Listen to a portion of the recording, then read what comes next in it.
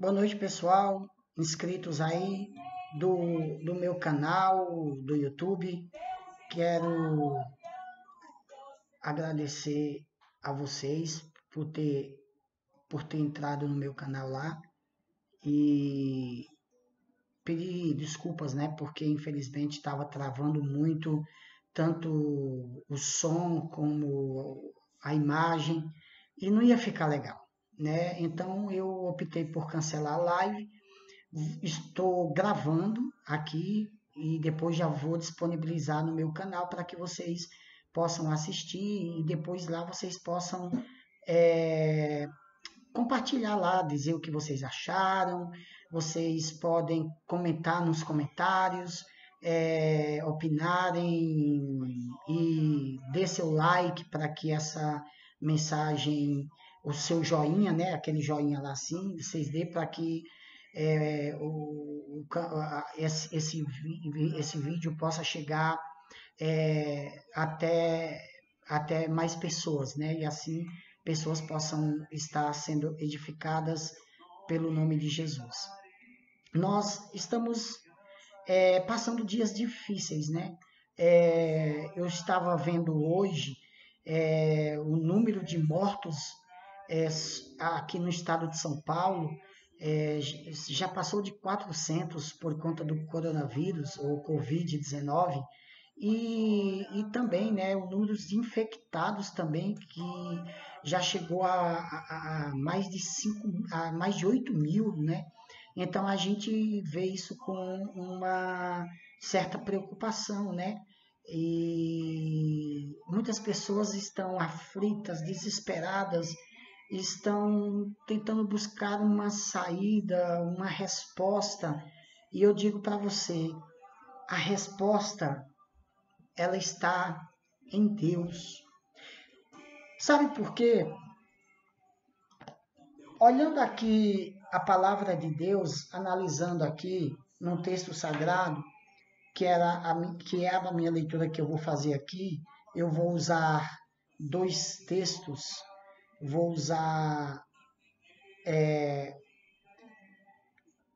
primeira de João, né? Primeira epístola do apóstolo João, capítulo 4 e versículo 7 a 10 diz assim: Amados, amemos uns aos outros, pois o amor procede de Deus, e todo aquele que ama é nascido e conhece a Deus. Aquele que não ama não conhece a Deus, porquanto Deus é amor. Foi deste modo que se manifestou o amor de Deus para conosco, em haver Deus enviado o seu Filho unigênito ao mundo para vivermos por intermédio dele. Assim nisto consiste o amor, não em que nós tenhamos amado a Deus, mas em que ele nos amou e enviou o seu Filho como propiciação pelos nossos pecados. Lindo isso, né? E aqui também em doze, Hebreus 12, verso 28 e 29, diz assim a palavra de Deus. Portanto, já que estamos herdando um reino inabalável, sejamos agradecidos e, deste modo, adoremos a Deus com uma atitude aceitável com toda a reverência e temor, porque o nosso Deus é fogo consumidor. Olha que palavra tremenda, né? E quando nós lemos essa palavra de Deus, primeiramente, a gente percebe o quê? Que o Evangelho, ele começa com Deus. Veja que toda a questão, ela volta à natureza de Deus. E por quê? A Bíblia diz que Deus é justo, Deus é santo. E Deus, ele não pode violar os seus atributos, porque se ele o fizer, ele deixa de ser Deus. Ou seja, ele não pode fazer algo que o contradiza. ou contradiz, porque ele é um Deus justo. Agora, isso é uma coisa boa, porque seria terrível saber que este universo foi criado por um Deus mau, um Deus onipotente que fosse mau. Seria completamente terrível. Então, é bom que Deus seja justo. Mas isso, por outro lado, apresenta também um outro problema. Se Deus é justo, o que ele faria conosco? Já que a Bíblia ela diz que todos nós pecamos e destituídos da glória de Deus estamos. Encontra-se lá em Romanos, no capítulo 3, no verso 23. Deixa eu ilustrar para vocês aqui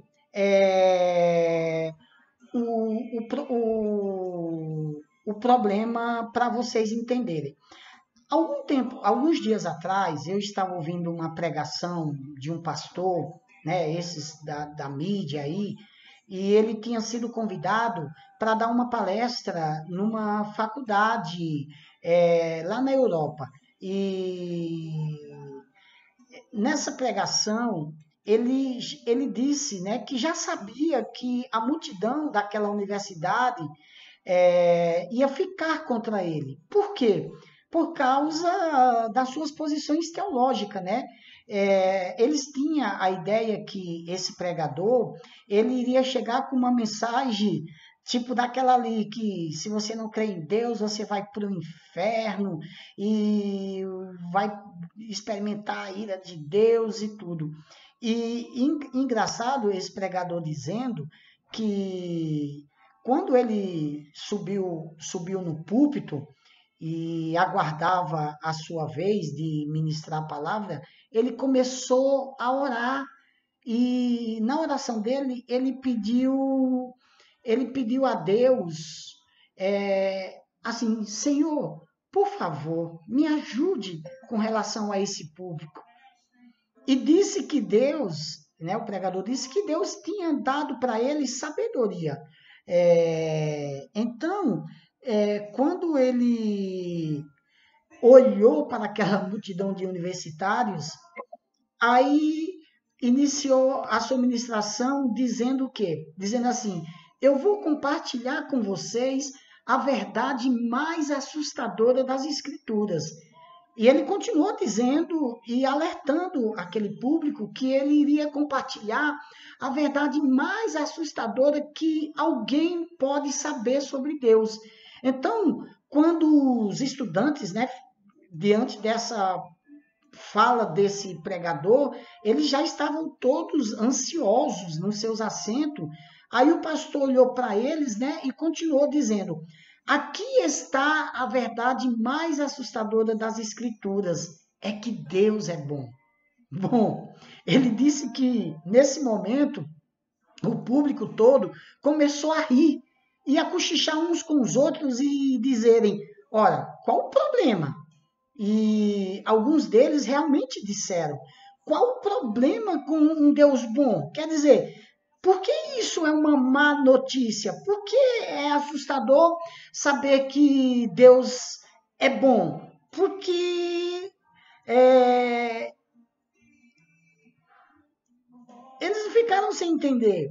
E qual foi a resposta do pastor diante de toda essa inquietação? Foi a seguinte: é horrível saber que Deus é bom, porque nós não somos.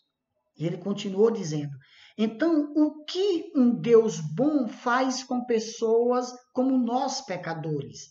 Porque nós pecamos contra Deus, pecamos um contra os outros, pecamos contra a natureza, pecamos contra tudo.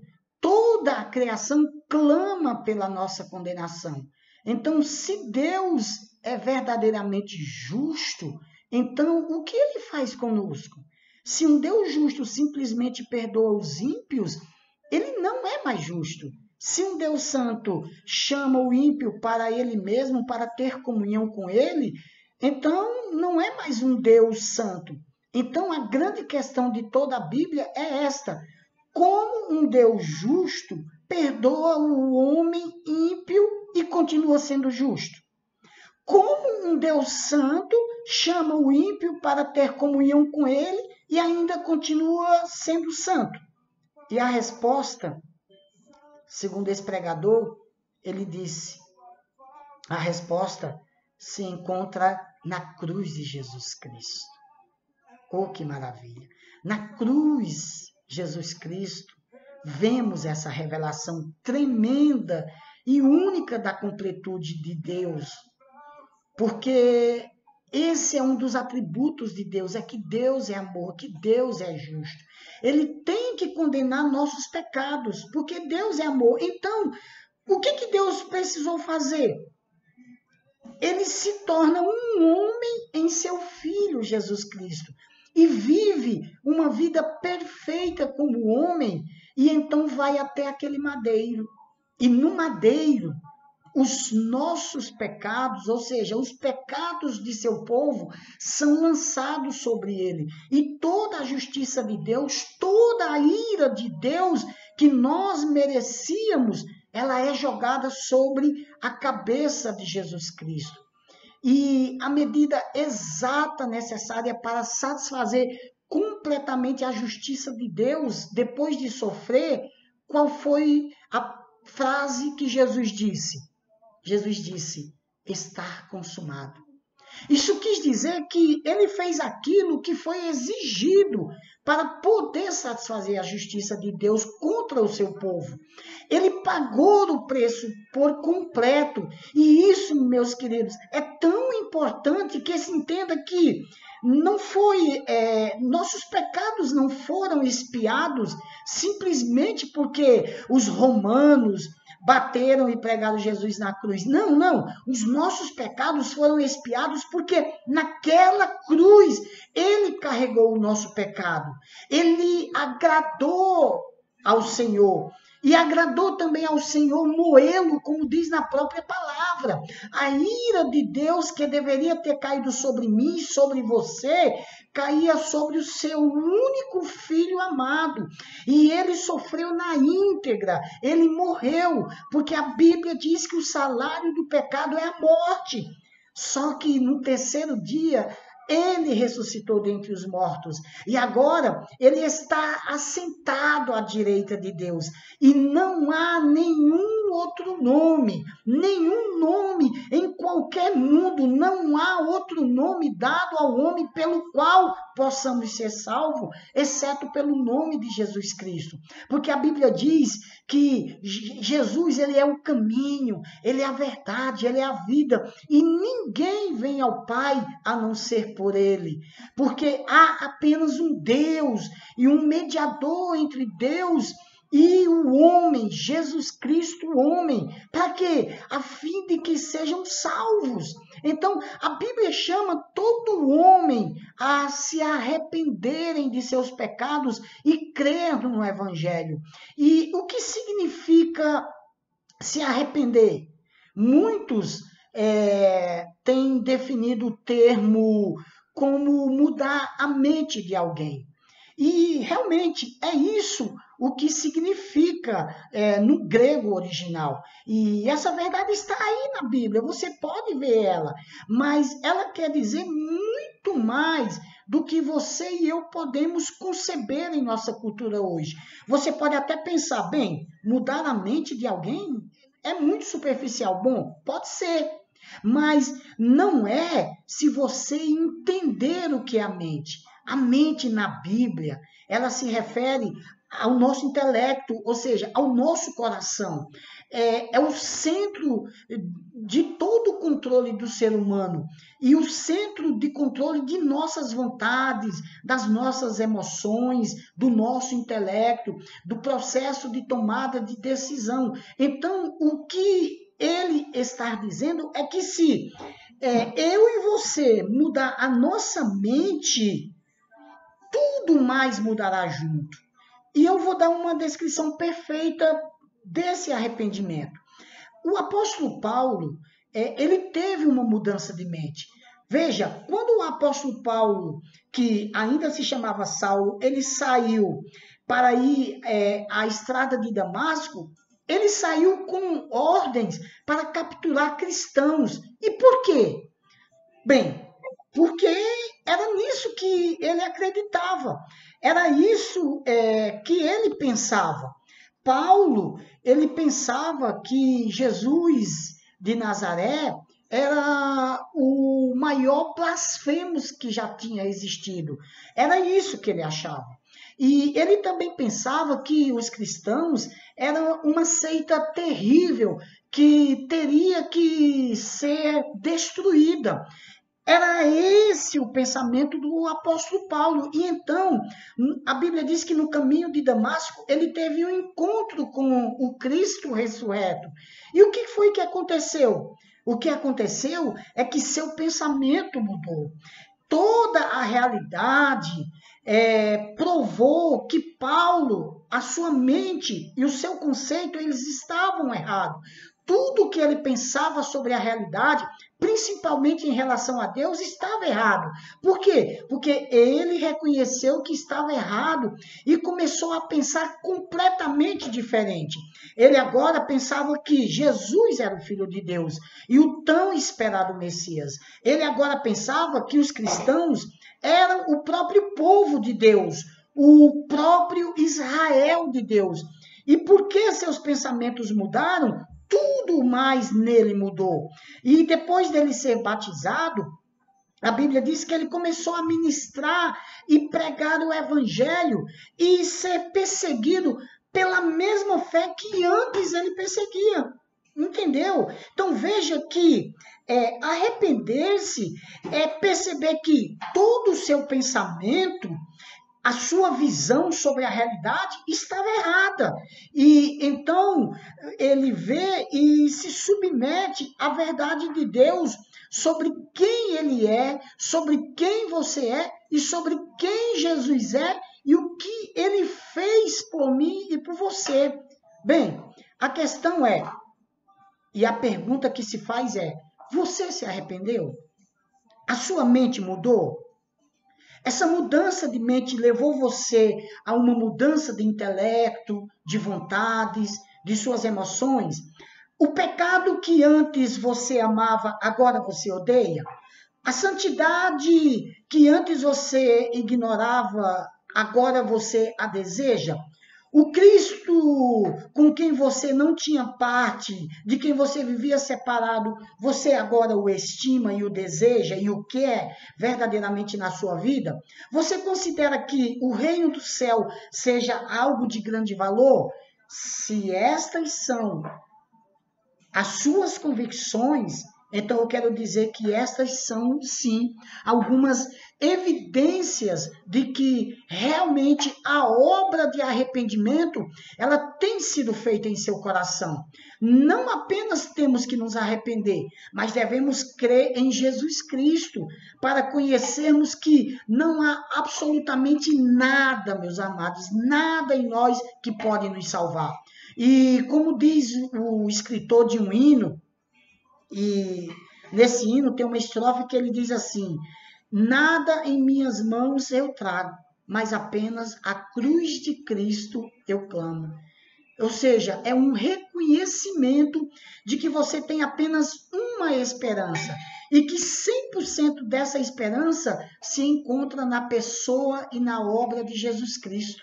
Que você sabe que não pode se salvar ao ponto de que, se alguém apenas sugerisse que você estaria no céu por algumas obras de justiça, te faria ficar enojado. E você até gritaria, não, não, isso é blasfêmia, não. Eu sou salvo por apenas um motivo. 2000 anos atrás, o Filho de Deus sofreu e morreu por mim. Então, a salvação vem a nós através de arrependimento e da fé em Jesus Cristo. Bem, se você realmente crê que Jesus Cristo, você realmente tem a vida eterna. Mas tem uma outra pergunta em cima disso. Como você sabe que realmente você acredita? Mesmo se você tivesse uma experiência de conversão, você sentiu a paz de Deus e muitas outras emoções, como você realmente sabe que isso é verdadeiro em sua vida? Uma das maiores e uma das maneiras que você sabe que é real essa salvação em sua vida, é que isso vai continuar em você. Não é necessariamente que você vai ficar num êxtase emocional 24 horas por dia, mas ela vai continuar. Mas o que continuará é que você vai estar sempre crescendo na graça. Você continuará a aprofundar-se no seu arrependimento. Você continuará a aprofundar na fé em Cristo Jesus. E pouco a pouco você será transformado mais e mais na imagem de Cristo. É assim que funciona. E é assim que acontece na vida da pessoa que realmente se arrependeu verdadeiramente. Você pode até questionar, dizer assim, Flávio, mas espera aí, um cristão verdadeiro peca? E sabe qual é a minha resposta? Sim. É muito triste, mas infelizmente sim. Um cristão verdadeiro pode cair no pecado? Sim. Só que a diferença é que um cristão verdadeiro, ele pode até pecar. O que ele não pode é viver em um estado de carnalidade contínua. Isso não. Um estado de imaturidade contínua. Isso não. Por quê? Porque a Bíblia diz que aquele que começou a boa obra, ele vai terminar. E a Bíblia também diz em Hebreus 12 que um dos maiores sinais de uma conversão genuína é que Deus cuidará de você como um cuidado de um pai. Ou seja, e ele até vai te disciplinar, ele até pode te punir quando você sair do caminho. Não porque as atitudes dele com você mudaram, mas porque ele te ama e deseja a sua santidade. Então, uma vez que você se tornou um cristão, você se tornou parte da providência de Deus. E aquele que iniciou a boa obra irá terminá-la. O evangelho de Jesus Cristo é que Deus é justo, que o homem é radicalmente degenerado e merecedor de toda condenação, que a fim de perdoar o homem, a justiça de Deus teve que ser satisfeita primeiro. E isso foi feito na cruz, onde Cristo ficou no lugar do seu povo. Carregou o seu pecado, o meu pecado, e foi esmagado sob o peso da ira de Deus contra eles. E ao morrer, ele pagou o preço por completo. Ele foi ressuscitado dentre os mortos. E agora todo homem, em qualquer lugar do mundo, pode ser salvo através da fé, através do arrependimento e da fé em Jesus Cristo. E a evidência desse arrependimento, dessa fé sobre a salvação, será a obra contínua de Deus conduzindo eu e você a uma santidade. É isso que fará de nós esse vencedor, é o que fará de nós esse campeão. A pergunta é: você deseja? Você quer essa salvação? Veja, meus amados, essa pandemia que o mundo está vivendo, ela não é nada. Ela não é nada diante do que vai vir. A porta da graça, ela está aberta. Jesus está de braços abertos para você, para te dar vida eterna. Só que ele também respeita a tua opinião. Ele respeita a tua decisão. A Bíblia diz lá no Evangelho de Mateus, se não me falha a memória, no capítulo 5 ou 7, que só há duas portas, a estreita e a larga. A porta estreita, ela leva à presença de Jesus e a uma vida eterna. A porta larga é a porta da condenação. E Jesus termina esse versículo dizendo que o seguinte, que por ser estreita a porta e apertado o caminho, são poucos que a encontram. Sabe o que quer dizer quando ele se refere dizendo que essa porta é estreita e que o caminho é apertado, é que se não houver um arrependimento, se não houver uma mudança de vida e de comportamento na sua vida, não adianta você dizer que crê em Deus, que crê em Jesus, mas continuar uma vida de carnalidade.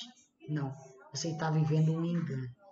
Porque para encontrar essa porta é necessário arrependimento, mas é necessário também abandonar as velhas práticas, as atitudes que a Bíblia condena. Então, se você realmente quer um encontro verdadeiro com Jesus, essa é a oportunidade. Então, daí onde você está, na sua casa, se você quiser fazer essa oração, porque a Bíblia diz, aqui, deixa eu ver, em Romanos, acho que é Romanos 10, no verso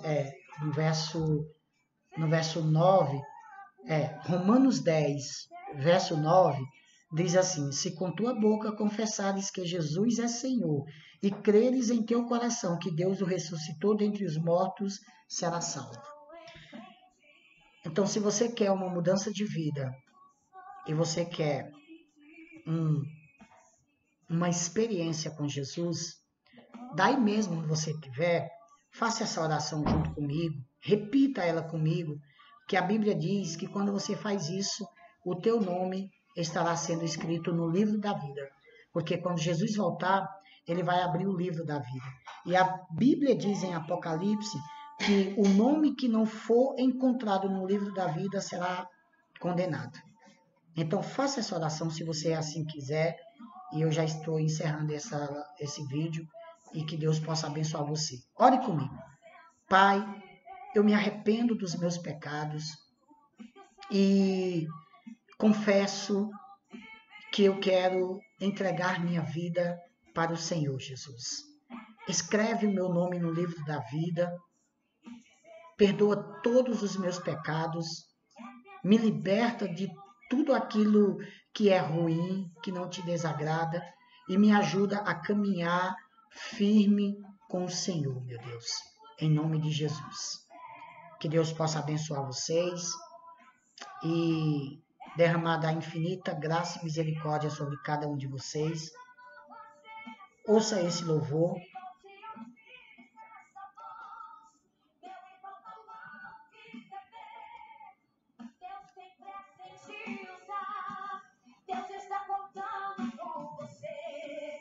Deus vai te usar, te exaltar. Meu irmão, vou te falar, é tempo de influenciar. Deus vai te usar, te exaltar. Meus irmãos, vou te falar, Deus tem pressa em te usar. Viu?